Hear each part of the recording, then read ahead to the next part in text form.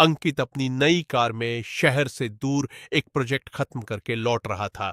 बारिश की हल्की फुहारें और विंडशील्ड वाइपर की टिकटिक आवाज उसे लोरी जैसी लग रही थी।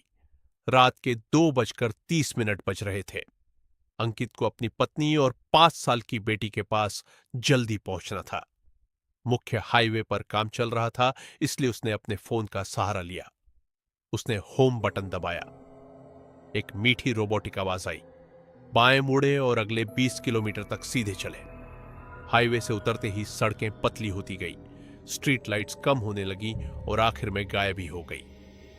अब सिर्फ अंकित की गाड़ी की हेडलाइट्स ही उस घने जंगल के बीच रास्ता दिखा रही थी। अचानक मैप्स ने कहा, रीरूटिंग। अंकित चौंक गया।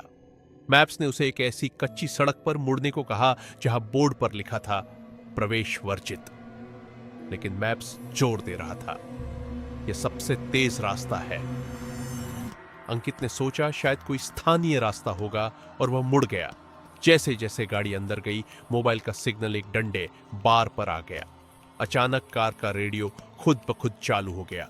उसमें सिर्फ स्टैटिक खरखर की आवाज आ रही थी। अंकित ने उसे बंद करना चाहा, पर बटन काम नहीं कर रहे थे। तभी मैप्स की आवाज बदली। अब वह मीठी नहीं थी, वह थोड़ी भारी और कड़वी लग रही थी। सावधान रहे, आपके पीछे कोई है। अंकित ने झटके से रियर व्यू मिरर देखा। पीछे सिर्फ काला अंधेरा था। उसे गुस्सा आया, दत्त तेरे की, ये ऐप भी पागल हो गया है। उसने फोन को स्टैंड से हटाकर बंद करना चाहा, लेकिन फोन की स्क्रीन फ्रीज हो गई थी। स्क्रीन पर मैप का रास्ता खून की तरह लाल दिखने लगा था। अचानक उसे एहसास हुआ कि गाड़ी की रफ्तार अपने आप बढ़ रही है। ब्रेक मारने पर भी गाड़ी नहीं रुक रही थी। ऐसा लग रहा था जैसे कार को कोई और कंट्रोल कर रहा है। गाड़ी एक पुरानी टूटी हुई पुलिया के पास आकर खुद ही रुक गई। सन्नाटा इतना गहरा था कि अंकित को अपनी ही सांसें सुनाई दे रही थी।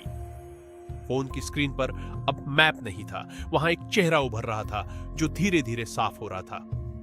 वह अंकित का ही चेहरा था, पर उसकी आंखें पूरी तरह काली थी। तभी कार के अंदर का तापमान तेजी से गिरने लगा। अंकित की सांसों से भाप निकलने लगी। अचानक पिछली सीट से एक आवाज आई, वही मैप्स वाली आवाज, लेकिन इस बार वो फोन से नहीं बल्कि इंसानी गले से निकल रही थी। अंकित, तुम्हें क्या लगा? तुम अकेले घर जा रहे हो? अंकित की गर्दन अकड़ गई। उसने कांपते हुए हाथ से अंदर की लाइट जलाई। लाइट टिमटिमाई और बुझ गई, लेकिन उस एक पल की रोशनी में उसने पीछे वाले शीशे में देखा।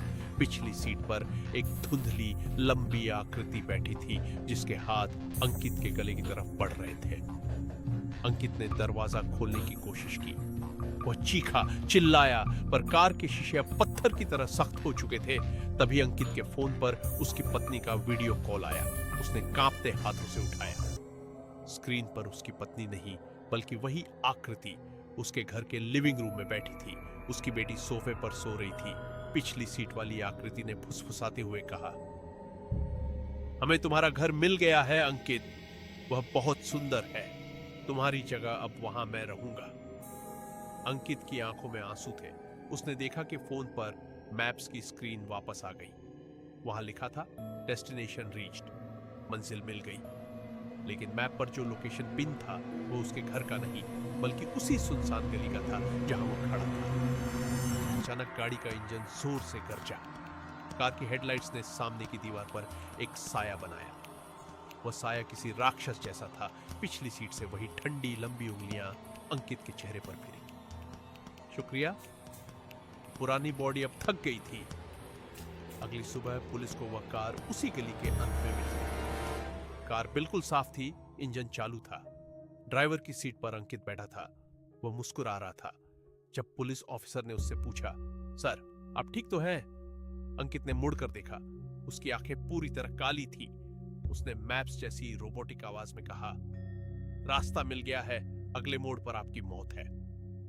ऑफिसर के फोन का जीपीएस अचानक बज उठा। बाएं मुड़े, मौत का समय आ गया है।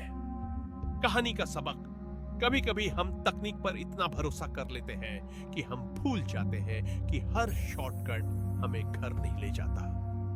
कुछ रास्ते सिर्फ एक ही तरफ जाते हैं।